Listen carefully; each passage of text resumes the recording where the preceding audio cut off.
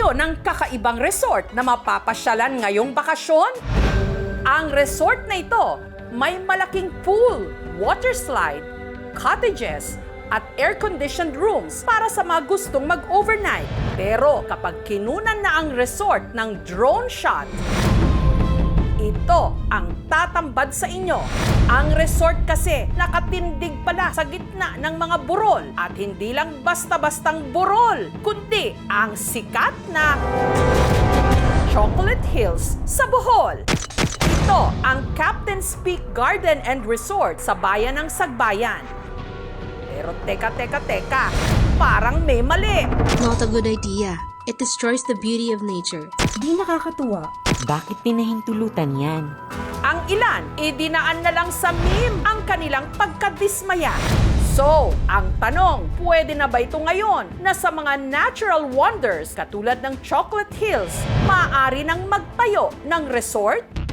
Nito lang Miyerkules, dahil na rin naging mainit sa mata ng publiko ang resort, ipinag-utos na ng otoridad na itigil ang operasyon nito. Ang pamunuan ng resort naglabas ng opisyal na pahayag.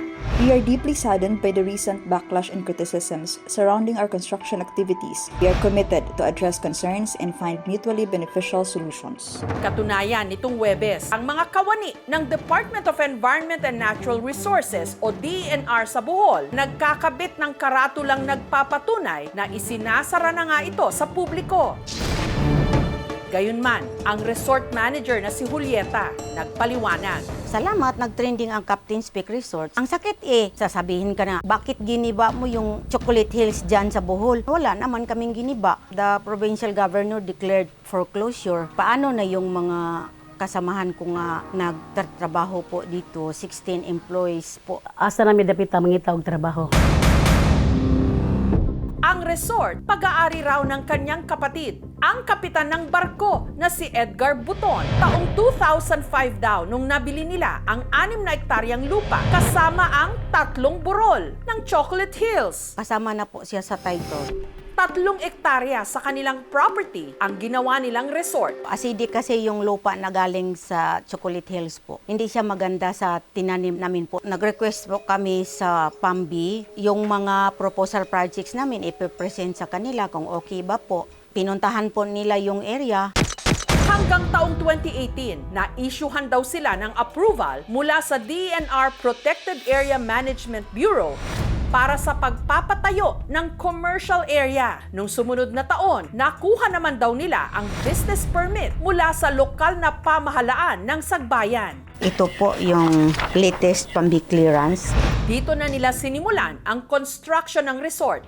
2022 po nagkaroon na po ng swimming pool ang Captain's Peak Resort. Yun na ang simula po na maraming guests na gustong maligo sa pool. Pero ang ibang hati ang opinyon. Pangit tignan, lalo na nung nakita sa na nakagitna siya sa hills. Kung makakaganda naman kakatulong sa mga tao dahil madadagdagan yung papasyalan, okay lang. Kaya lang kasi natural resource yan.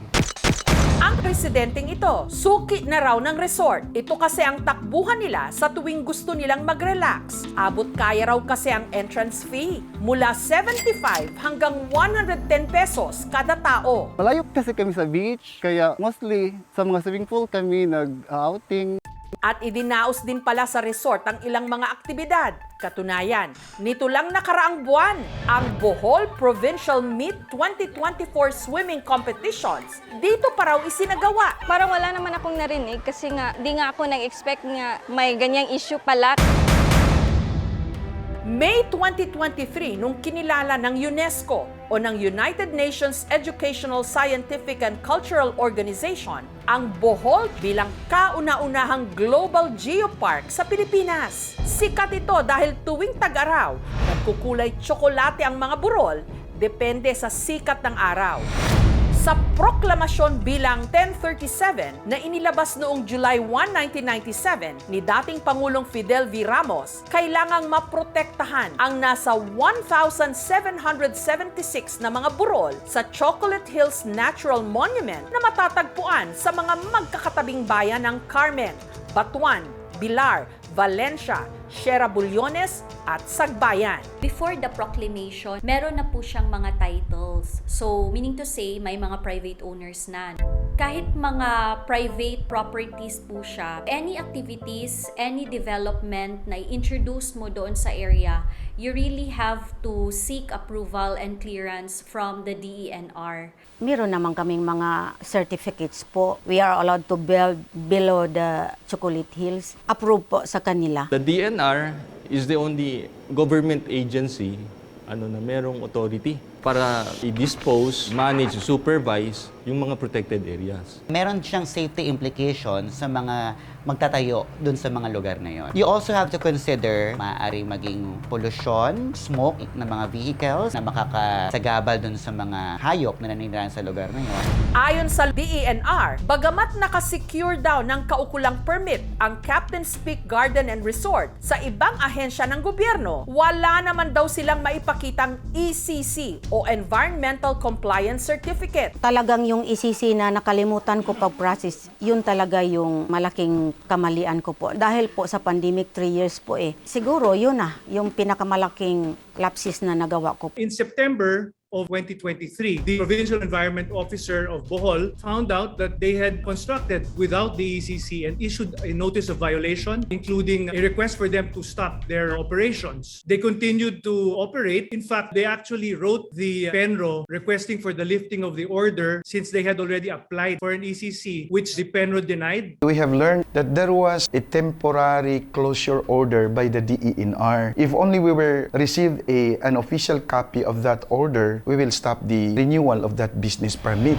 Hindi rin daw sila accredited ng Department of Tourism. We are not qualified pa po kasi yung sa DOT po, meron po silang require na 10 rooms. Sa ngayon po, yung existing rooms po namin is 3 lang po. To be fair, with the property owners, they should be afforded explanation from the agency na merong jurisdiction sa cases na to because they went through the process na meron namang guidance.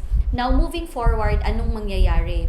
That has to be addressed by the proper agency, which is the DNR. Should the closure be permanent, that has to undergo process. Hindi po kami talaga papayag. Ang laki na na-invest ng kapatid ko. Ipag-succeed na po yung ECC namin, makapagsimula po kami muli. We are monitoring closely to ensure that they remain closed and not open for operations.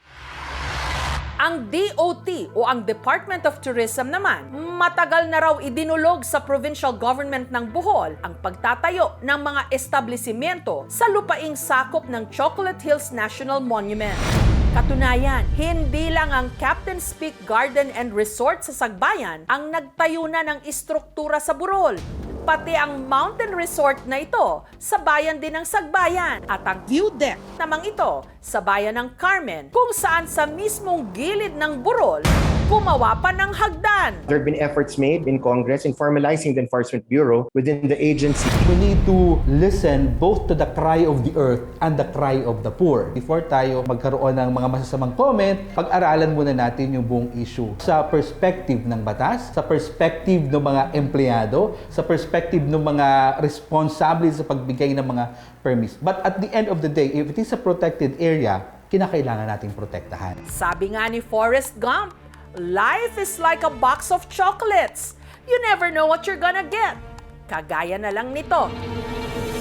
Na ni sa hinagap, sinong mag-aakala na magkakaroon ng ganitong klaseng mga istruktura sa ipinagmamalaki nating Chocolate Hills?